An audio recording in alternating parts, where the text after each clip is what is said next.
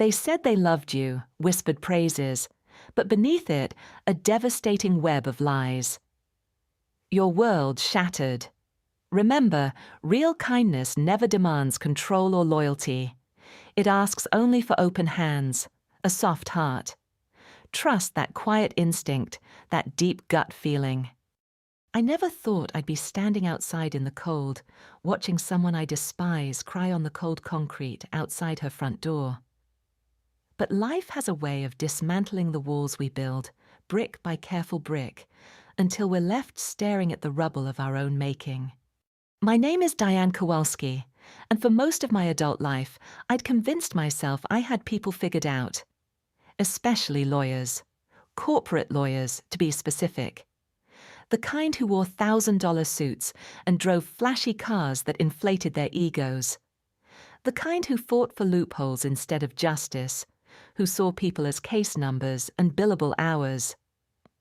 I had my reasons, or so I thought. My father lost everything to a corporate lawsuit when I was 17. A legal technicality, they called it. 3 generations of family business, a small manufacturing plant that made custom hardware, gone in 18 months. The lawyer who represented the corporation that bought us out and then shut us down? She actually smiled as she left the courthouse. I watched my father's shoulders cave inward that day, watched him age 10 years in 10 seconds. He never recovered. He had a heart attack at 52. The doctors said it was stress-induced, but I knew better. That lawyer had killed him, just as surely as if she'd pulled a trigger. So yes, I had my reasons for hating corporate lawyers. I had my reasons for crossing the street when I saw designer suits, for changing the subject when anyone mentioned working at a firm, for feeling my jaw clench at cocktail parties when someone passed me their business card with partner embossed beneath their name. I'd built a good life despite it all.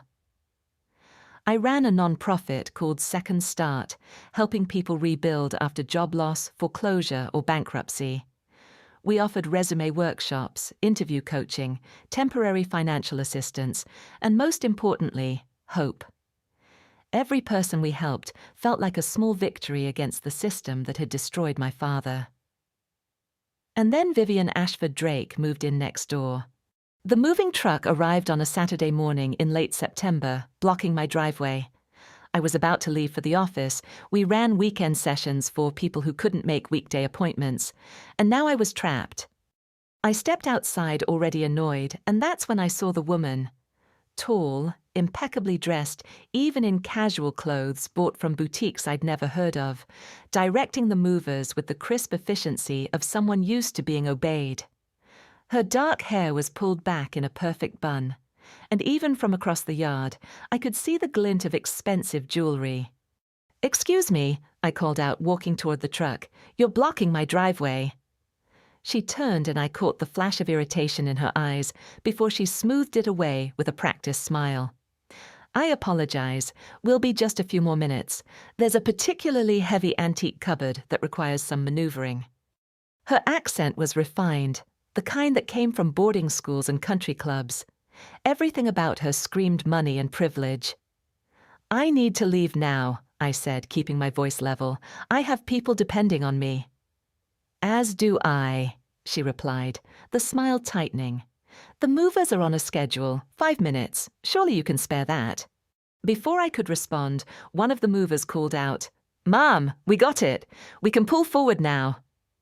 She nodded graciously, as if granting a royal favor, and gestured for them to proceed. The truck lurched forward about 10 feet, barely enough for me to squeeze past if I was careful. As I got into my car, I saw her notice the Second Start logo on my door, our slogan beneath it, "Everyone deserves another chance." She glanced at it, then at me, and something flickered across her face that I couldn't quite read. Then she turned back to her movers, dismissing me entirely. I drove away, fuming, already composing in my head the cool, distant relationship we'd have. Polite nods, nothing more. Over the next few weeks, I learned things about Vivian Ashford Drake, whether I wanted to or not. Small neighborhood details have a way of circulating. She was a partner at Rothstein and Associates, one of the most prestigious corporate law firms in the city. Divorced, no children. She left for work before dawn and returned after dark, her heels clicking purposefully on the sidewalk even at 9 p.m. We'd pass each other occasionally, taking out trash bins, collecting mail, the small rituals of suburban life. She'd nod. I'd nod. Neither of us spoke. I told myself I was fine with that. More than fine. Then October brought the neighborhood association meeting, held in the community center at the end of our street. I normally avoided these things, but our treasurer, Marlo Daxton, had asked me to come to support a proposal for a community garden that could provide fresh vegetables to our clients. I arrived late, slipping into a chair in the back. The meeting was already in progress, some debate about parking regulations. I scanned the room, mentally checking off familiar faces. 3 rows ahead sat Vivienne. She was taking notes in a leather-bound planner, her posture perfect, looking like she was in a boardroom rather than a community center, with folding chairs and fluorescent lighting. The parking debate concluded and the garden proposal came up. Marlo made a passionate presentation about food insecurity, about how a community garden could provide fresh produce for families struggling to make ends meet, how it could teach children where food came from, how it could bring neighbors together. When he finished, the association president asked for questions. Vivienne raised her hand, and I felt my spine stiffen. "I think it's a wonderful idea," she said, and I blinked in surprise.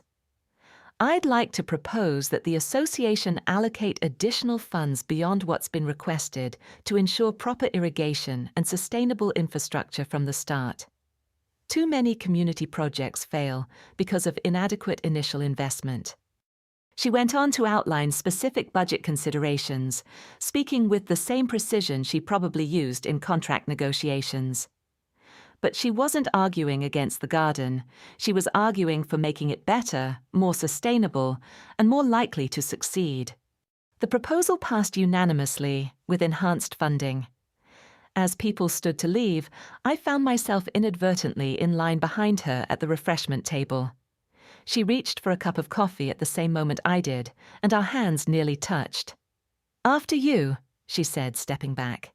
"Thank you." I poured my coffee quickly, unsettled by the cognitive dissonance between my expectations and reality. "Your organization," she said suddenly. "Second Start. What exactly do you do?" I turned, surprised she was initiating conversation. "We help people get back on their feet after financial setbacks.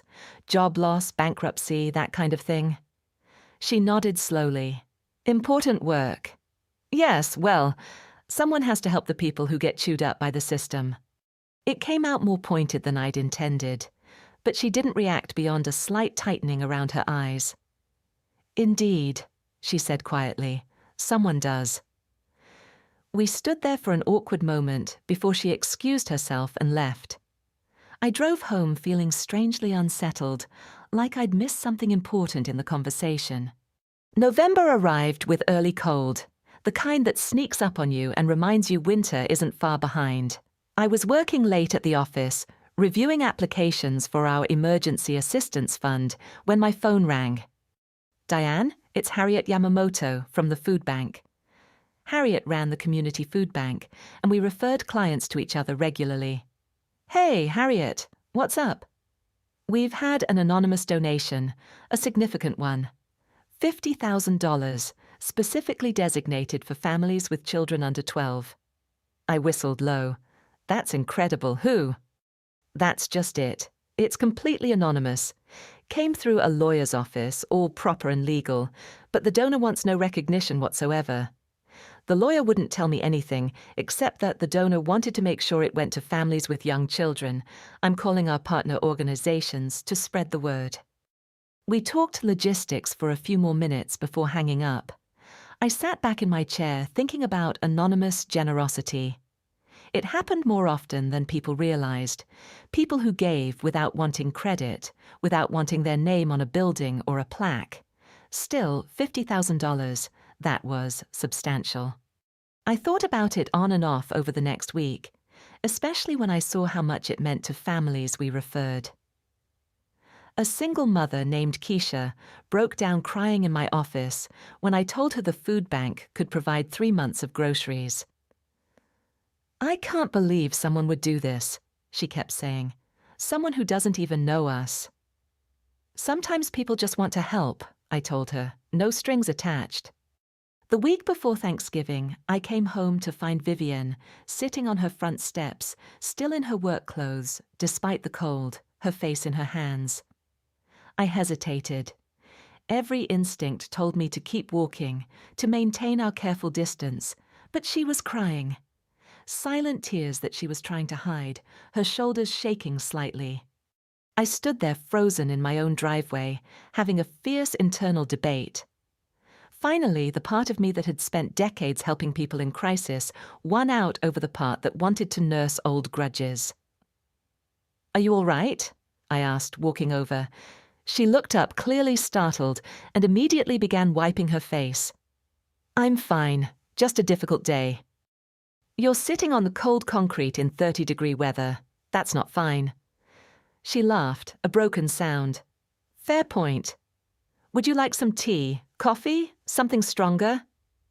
She hesitated, and I could see her weighing whether to maintain the distance we'd established or to accept the olive branch I was unexpectedly offering. "Tea would be lovely," she said finally. "Thank you." We walked to my house in silence. I unlocked the door and led her to my kitchen, a warm, cluttered space that was the opposite of what I imagined her home to be. As I put the kettle on, she sat at my kitchen table, looking oddly vulnerable, without her usual armor of composure. "I apologize," she said. "This is unprofessional. We're neighbors, not colleagues, and everyone has bad days." The kettle whistled, and I poured water over chamomile tea bags, setting a mug in front of her. She wrapped her hands around it, staring into the steam. "I lost a case today. An important one. A client I've been working with for 2 years. A small business owner who was being crushed by a larger competitor's predatory practices. We had everything lined up perfectly. And then..." She stopped, took a breath. "A technicality. A procedural issue I should have caught. I failed them." The irony wasn't lost on me. A corporate lawyer upset about losing a case defending a small business. It didn't fit my carefully constructed narrative. "I'm sure you did everything you could," I said, the words feeling stiff in my mouth. "Did I?" She looked at me directly for the first time since we'd sat down. I kept thinking I should have worked harder, reviewed more carefully, anticipated every possible angle. That's what they pay me for. That's what I'm supposed to be good at. "You can't win every case." "No, but I should have won this one. They deserved better than a lawyer who missed a filing deadline." She laughed bitterly. "The opposing counsel actually thanked me. Can you imagine? Thanked me for making their job easier." I sat down across from her, studying her face. She looked exhausted, the kind of bone-deep tired that comes from caring too much about something. "What happens to the business owner now?" I asked. "They'll likely have to close. 30 years of work, gone. Their employees, 12 people, will lose their jobs right before the holidays." She closed her eyes. "I know what you must think of me, of what I do. You don't know what I think." "Don't I?" She opened her eye, and they were sharp despite the tears. "I've seen the way you look at me, like I'm everything wrong with the system, and maybe you're right. Maybe I am." I opened my mouth to respond, then closed it, because she wasn't entirely wrong. I had judged her from the moment I saw her stepping out of that moving truck. "Why do you do it?" I asked instead. "Corporate law. If it makes you this miserable when you lose." She was quiet for a long moment. "Because sometimes we win," she said finally. "Sometimes we protect the small businesses from being destroyed. Sometimes we find the loopholes that work in favor of the vulnerable instead of the powerful. Sometimes we make a difference." She paused. And because someone I loved once told me that if you have advantages, education, resources, access, you have a responsibility to use them to level the playing field, not to tilt it further. Someone you loved? My husband. Ex-husband now. She smiled sadly. He was a public defender, spent his days fighting for people who couldn't afford representation. He believed in justice with a purity I envied. We used to joke that we were on opposite sides of the same coin. He fought for individuals in criminal court. I fought for small businesses in civil court, both of us trying to protect the underdogs. What happened? Pancreatic cancer. 3 years ago. She said it flatly, like stating a fact in a deposition. Before he died, he made me promise that I wouldn't stop fighting, that I'd keep using my privilege and my education to help people who needed it. So I do, and most days I manage to make a difference. But days like today... She trailed off, taking a sip of her tea. We sat in silence. Outside, the first snowflakes of the season began to fall, visible through my kitchen window. "I'm sorry," I said finally, "about your husband, about the case, about judging you before I knew you." She glanced up, surprised. "I lost my father to a corporate lawsuit," I continued, the words coming easier than I expected. A legal technicality, they called it. The lawyer who represented the other side seemed to find the whole thing amusing. I've carried that anger for a long time. Too long, probably. "I'm sorry," Vivian said softly. "That's inexcusable. Your anger is valid. Maybe, but I've been directing it at everyone who wears a suit and carries a briefcase. That's not fair either." She smiled slightly. "No, but it's human." We talked for another hour about her husband, about my father, about the clients we'd both tried to help over the years.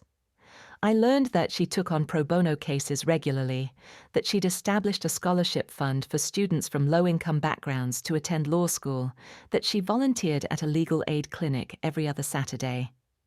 I learned that she was funny, self-deprecating, fiercely intelligent, and deeply lonely. When she finally left, thanking me for the tea and the conversation, I stood in my doorway, watching her walk back to her house through the snow. She turned at her door and waved, and I waved back. I went to bed that night thinking about assumptions, about the stories we tell ourselves about people, about how wrong we can be when we refuse to look past the surface. Thanksgiving came and went. I spent it at a community dinner we organized for clients, serving turkey and stuffing, and listening to stories of gratitude from people who had every reason to be bitter. The Friday after Thanksgiving, Vivian knocked on my door. "I have a proposition," she said when I answered, "and feel free to say no, but I've been thinking about it since our conversation." "Okay?" "Your organization helps people rebuild after financial setbacks. I'm a lawyer who handles these kinds of cases. What if we partnered? What if Second Start clients who need legal help fighting wrongful termination, dealing with bankruptcy, handling housing disputes, could access pro bono legal services through my firm? I've already spoken to several of my colleagues, and they're interested." I stared at her. "You're serious?" "Completely. We have resources. You have clients who need them. It seems like a natural fit." She paused. "If you're willing to work with a corporate lawyer, that is." "I think," I said slowly, "that I've been an idiot about corporate lawyers, or at least about some of them." She laughed. "Only some. Let's not get ahead of ourselves." We spent the next several weeks setting up the partnership. Vivian brought in 4 other lawyers from her firm, each willing to donate several hours a month to Second Start clients. We developed intake procedures, created a referral system, established clear guidelines about the types of cases we'd handle. I watched her in meetings with my staff, saw how she listened carefully to each person's concerns, how she explained complex legal concepts in accessible language, how she genuinely seemed to care about making the partnership work. I also watched her with clients. She had a way of making people feel heard, of treating their problems with the seriousness they deserved, of fighting for them with the same intensity she probably brought to her high-paying corporate clients. In December, a client named Ramon came to us desperate. He'd been injured on the job, a construction site accident that left him with a badly damaged shoulder. His employer was claiming he'd violated safety protocols and denying workers' compensation. Ramon had a wife and 4 kids, no income, mounting medical bills, and no idea what to do. I referred him to Vivian. She took one look at his case file, and her jaw tightened. "They're lying," she said flatly. "The safety protocols they claim he violated. They weren't even implemented until after his accident. I can prove it." She did. It took 3 weeks of intense work, reviewing documentation, interviewing witnesses, building an airtight case. The employer settled 2 days before Christmas, covering all medical expenses and providing full workers' compensation, plus additional damages for the fraudulent claims. Ramon came to my office to tell me, bringing his whole family. His youngest daughter, maybe 6 years old, handed me a drawing she'd made, stick figures holding hands under a rainbow. "Thank you," written in crayon across the top. "Ms. Ashford Drake," Ramon said, struggling with emotion. "She saved us. She didn't have to fight so hard, but she did. She told me everyone deserves someone in their corner. I'll never forget that." I walked to Vivian's house that evening, finding her in her garage struggling with Christmas decorations. "Need help?" I asked. She turned, surprised. "I'm trying to put up lights. It's not going well." "I can see that. You've got them tangled." I noticed. We worked together to untangle the lights, then spent the next hour stringing them along her roofline. It was cold and awkward, and our fingers went numb, but we laughed more than I had in months. When we finished, we stood back to admire our work. The lights twinkled cheerfully, warm against the dark winter evening. "Ramon came by today," I said, "with his family. How's his shoulder?" "Healing. But more importantly, how's his spirit? You gave him hope, Vivian. You gave his whole family hope." She was quiet for a moment. "That's what Lawrence, my husband, used to say. That hope was the most important thing we could give people. Everything else, money, resources, legal victories, those matter, but hope is what keeps people going." He was right. He usually was. Vivian smiled. "Thank you for trusting me with your clients. I know it wasn't easy given your history. Thank you for being someone worth trusting." We went inside to my house this time, and I made dinner. Nothing fancy, just pasta and salad. But we sat at my kitchen table and talked for hours. About our work, our lives, our losses. About the way grief shapes us, the way anger can become a shield, the way we sometimes need to be forced to see past our own assumptions. "I've been thinking," Vivian said as we cleared dishes, "about the anonymous donation to the food bank. The 50,000. I paused. "What about it? That was you, wasn't it?" She turned to look at me, and I saw understanding in her eyes. "It was you." I wanted to help families with young children, especially during the holidays. The food bank can distribute it better than I could. That's incredibly generous." She shook her head slowly. "When I first moved here, I thought you were going to be difficult, cold, judgmental. I was so wrong." "We both were," I said, "wrong about each other." January brought bitter cold and a crisis. The city announced budget cuts that would eliminate funding for several non-profit programs, including a significant portion of Second Start's operational budget. We stood to lose 40% of our funding, which would mean cutting staff and severely limiting services. I was in my office trying to figure out how to make the numbers work when Vivian called. "I heard about the budget cuts," she said without preamble. "Don't make any decisions yet. Give me 24 hours. "Vivian, I appreciate it, but unless you know how to find $100,000... 24 hours, she repeated. "Trust me." I didn't know what she had in mind, but I waited. She called back the next evening. How would you feel about a fundraising gala? High-end, corporate sponsors, the works. I've already secured a venue and preliminary commitments from 15 major donors. If we do this right, we could raise $200,000, maybe more. Enough to cover the budget cuts and expand programming. Vivian, I don't know the first thing about organizing a gala. I do. Let me help. Please. We planned the gala for late February, giving us 6 weeks to pull it together. Vivian was a force of nature, leveraging every connection she had, calling in favors, making pitches to corporate donors with the same skills she brought to the courtroom. I watched her transform into someone different in those meetings.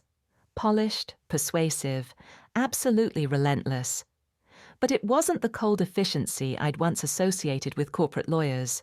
It was passion, barely contained, for something she believed in. She believed in Second Start, in our mission, in our people. The gala was scheduled for a Saturday evening at a hotel downtown. The week before, Vivian came down with the flu, a bad one that left her feverish and barely able to stand.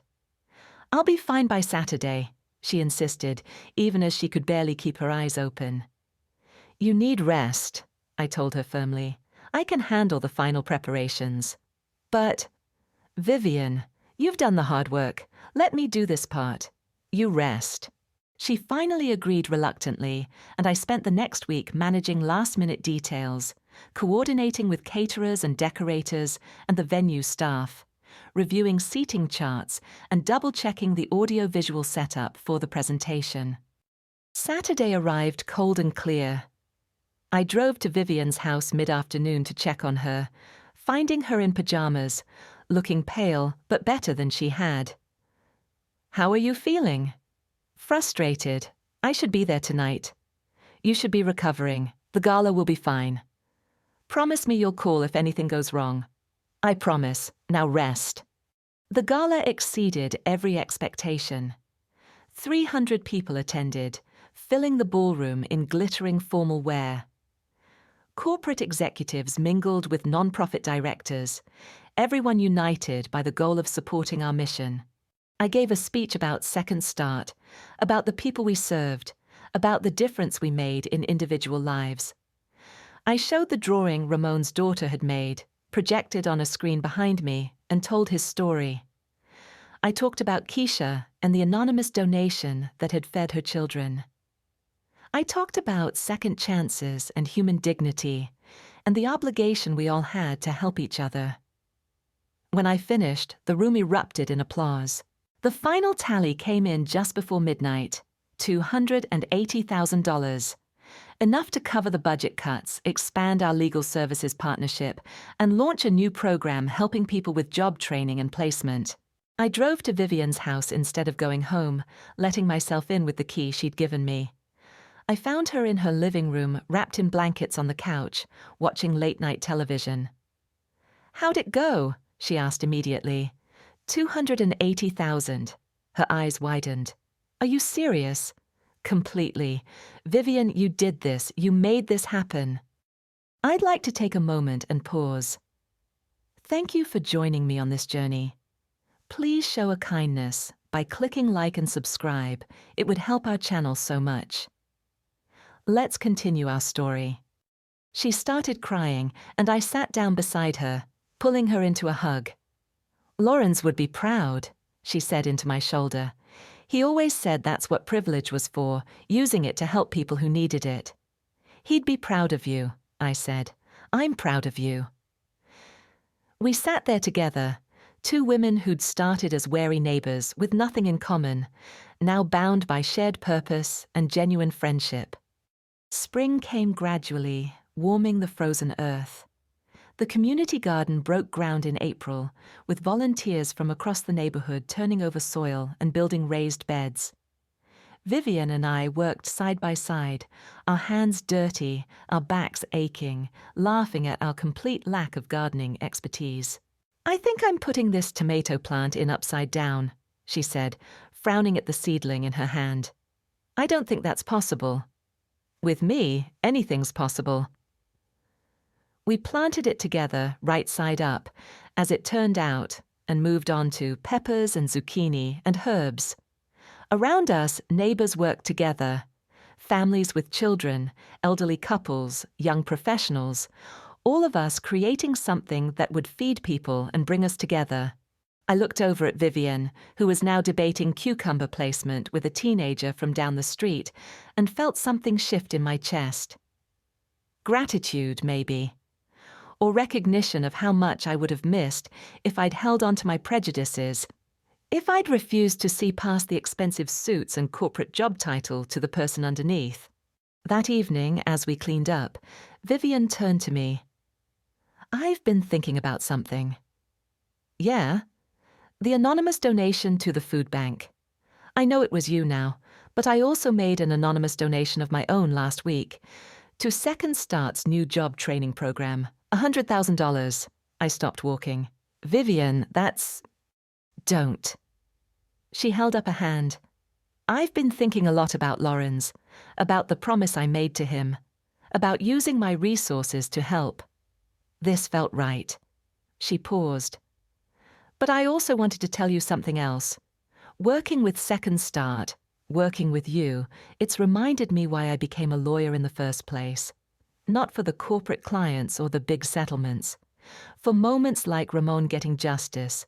For the chance to level the playing field, even just a little bit." "You've done more than level it," I said. "You've changed lives." "We've changed lives. Together." She smiled. "I was thinking, what if we made this partnership even bigger? What if we established a nonprofit legal clinic focused specifically on helping people facing corporate injustice? We could use my connections for funding, your organization's infrastructure for client outreach. We could really make a systemic difference."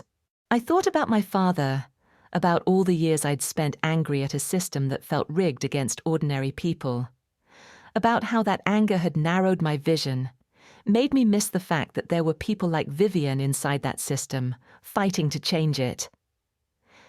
"I think that's a brilliant idea," I said. "I think my father would have appreciated knowing people like you exist." We walked home together through the spring evening, making plans, dreaming big. Neighbors waved as we passed, and we waved back, part of a community we'd helped strengthen. At our driveways, we paused. "Thank you," I said. "For what?" "For being patient with me, for not giving up on building something here, even when I was determined to keep you at arm's length. Thank you for seeing past the suit and the job title to the person underneath." She smiled. "For giving me a second start." I laughed. "Is that what this was?" "Isn't it? We both had our preconceptions, our walls. We both needed to learn to see each other clearly." She was right. This had been a second start for both of us. A chance to move past anger and assumptions, to build something better than the sum of our individual prejudices. Summer arrived with warmth and long evenings. The garden flourished, providing fresh vegetables that we distributed through the food bank. The legal clinic opened in June, housed in an office space donated by one of Vivian's corporate contacts. We hired 3 staff attorneys and a paralegal, all committed to fighting for people who couldn't afford representation. Our first major case was a class action lawsuit against a predatory lender targeting low-income neighborhoods. Vivian led the team personally, working 18-hour days to build an unassailable case. I watched her in court one day, making her arguments with precision and passion, and I thought about the woman I'd judged so harshly when she'd moved in next door. I'd seen her designer clothes and expensive car and made 100 assumptions, none of them fair. I'd missed everything that mattered. Her dedication, her integrity, her genuine desire to make a difference. Her grief and loneliness. Her determination to honor her husband's memory. Her willingness to use her privilege to help others. We won the case in August. The settlement provided restitution to over 300 families and forced the lender to change their practices. At the victory celebration, surrounded by clients whose lives had been changed, Vivian found me in the crowd. "We did it," she said, And I could hear Lauren's in those words, the we that meant community, collaboration, shared purpose. You did it, I corrected. This was your case. No, this was our case, our mission, our community. She looked around the room. Every single person here played a part. The clients who had the courage to come forward, your staff who did the outreach, my legal team who built the case, the donors who funded the clinic. None of us could have done this alone. She was right, of course. That's what I'd learned over the past year. That my anger had isolated me, had made me believe I had to fight alone against a broken system. But real change came from connection, from collaboration, from being willing to see past our assumptions and work together. That night, I sat in my backyard, listening to the sounds of the neighborhood. Children playing, music from someone's radio, laughter from a porch gathering. Vivian came over with a bottle of wine and 2 glasses. I thought we should celebrate properly, she said. We sat together as the sun set with beautiful shades of orange and pink. I was so wrong about you, I said suddenly. We were wrong about each other. I spent so many years angry, carrying around this hatred of corporate lawyers, of the whole system. I let it define me, narrow me. I almost missed knowing you because of it. Almost, but you didn't. Vivian refilled our glasses. That's what matters. You were willing to look past your assumptions, to see me as a person, not just a job title or a symbol of everything you hated. You made that easy. You're kind of hard to hate once people get to know you. She laughed. I wouldn't say easy. I can be pretty insufferable about procedural details. True, but you're insufferable in service of justice, so I'll allow it. We sat in comfortable silence, watching stars appear in the darkening sky. Lawrence would have liked you, Vivian said quietly. He always said the best people were the ones who'd been through fire and came out still believing in humanity. You've been through fire, lost your father to a system that failed him, built a whole organization to help others avoid that pain, and you're still here, still fighting, still believing people can be better than their worst moments. I'm trying to believe that, I said honestly. It's easier now, having seen what you do, what we can do together. That's the secret, isn't it? None of us can fix the whole system alone, but together we can change individual lives, and those ripples spread. I thought about Ramon and his family, about the 300 families who'd received justice in the predatory lending case, about all the clients who'd walked through Second Start's doors and found help, found hope, found second chances. Ripples, I repeated. I like that. Over the next months, we expanded the legal clinic and the community garden. We started a mentorship program, pairing corporate professionals with Second Start clients. We launched a financial literacy workshop series. We kept building, kept connecting, kept helping people find their way forward. And through it all, Vivian and I grew closer. Not just colleagues or neighbors, but genuine friends. We developed rhythms. Friday dinners alternating between our houses, Sunday morning coffee while reading the newspaper, long walks through the neighborhood discussing cases and clients and life. She told me about Lawrence, about their life together, about the grief that had nearly consumed her after the loss. I told her about my father, about the anger I'd carried, about slowly learning to let it go. We challenged each other, supported each other, made each other better. One evening in November, almost exactly a year after she'd sat crying on her front steps, we were in my kitchen making dinner together. She was chopping vegetables with the precise efficiency she brought to everything, and I was managing 3 pots on the stove with significantly less grace. I've been thinking, she said. Dangerous. She threw a piece of carrot at me.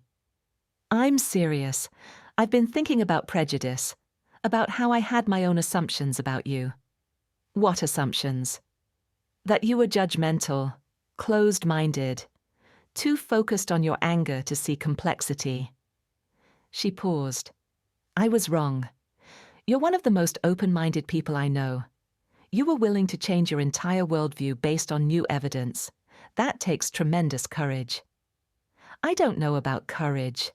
I think I was just tired of being angry. Maybe.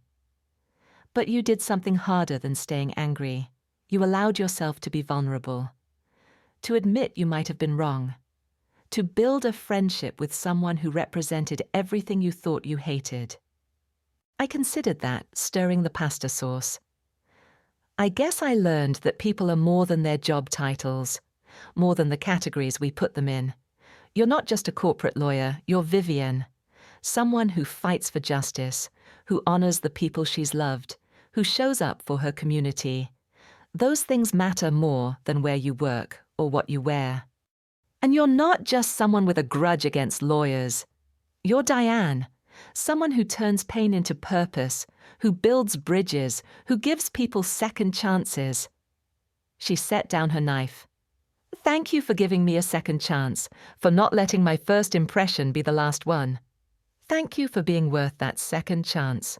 We finished making dinner and ate it on my back porch, despite the cold, bundled in blankets, talking about plans for the clinic's expansion and the garden's spring planting. Making plans together, building something together, two people who'd almost missed knowing each other because of assumptions and walls and fear. By the time winter fully settled in, our friendship had become central to both our lives. We were a team, in the clinic, in the community, in the quiet ways we supported each other through daily challenges. One December morning, I found a package on my doorstep. Inside was a framed photo of the community garden in full summer bloom, people of all ages working together among the vegetables. Beneath it, a plaque read, "Where we tend a garden, we tend our community. Thank you for teaching me to see past the walls I'd built. V." I walked to her house and knocked, still holding the frame. She answered in her bathrobe, coffee mug in hand. "Too early for visits," she mumbled. "Thank you," I said, "for this, for everything." She smiled the kind of smile that reaches the eyes. "Come in, I'll make more coffee. We can plan the spring garden layout." We sat at her kitchen table, the same table where we'd once been awkward strangers, now worn comfortable with our friendship, and sketched out ideas for expanding the garden. But we also talked about bigger things, about systemic change and individual kindness, about the way small acts ripple outward, in ways we can't always see. "I used to think," I said, "that the only way to fight injustice was to be angry all the time. To never forgive, never forget, never give an inch to the people I saw as the enemy. And now I think maybe the real fight is in connection. In being willing to see the humanity in people, even when they represent systems that have hurt us. In building relationships across divides. In working together instead of in opposition." Lawrence used to say something similar. He said anger was important. It motivated action, drove change, but it had to be channeled into something constructive, or it just burned you up from the inside. He was a wise man. He was. And he would have told me, if he'd lived to see it, that I was wasting my grief on isolation, that I needed to open up, connect, build community. Vivian looked at me directly. He would have told me I needed a friend like you. We sat together as morning light filled her kitchen. Two women who'd found each other despite the odds, despite the assumptions, despite the walls we'd both built to protect ourselves from more pain. And I realized that this friendship, this partnership, this connection was its own kind of second start. Not just for our clients, but for us. A chance to move past our pain and prejudice, to build something better, to discover the depth and humanity we shared beneath our different exteriors. Sometimes the people we most need to connect with are the ones we've decided to keep at arm's length. Sometimes the walls we build to protect ourselves are actually prisons of our own making. Sometimes being forced to look past our preconceptions isn't a burden, it's a gift. I learned that from Vivian Ashford Drake, corporate lawyer, community builder, guardian of her late husband's legacy, and the best friend I never expected to have. And every day in small ways and large, we continue to learn it together, that humanity transcends our assumptions, that connection matters more than categories, that second chances aren't just for the people we help. Sometimes they're for us too. Sometimes we all need shelter, not just from rain, but from the storms of life, the bad days, the hard moments, the times when we feel utterly alone. In memory of everyone who's ever stood in the rain, feeling hopeless. In honor of everyone who's ever stopped to ask, "Are you okay?" In gratitude for the quiet heroes who transform grief into kindness, pain into purpose, and one simple act into a movement that changes lives. May we all be umbrellas for someone else's storm. God bless you.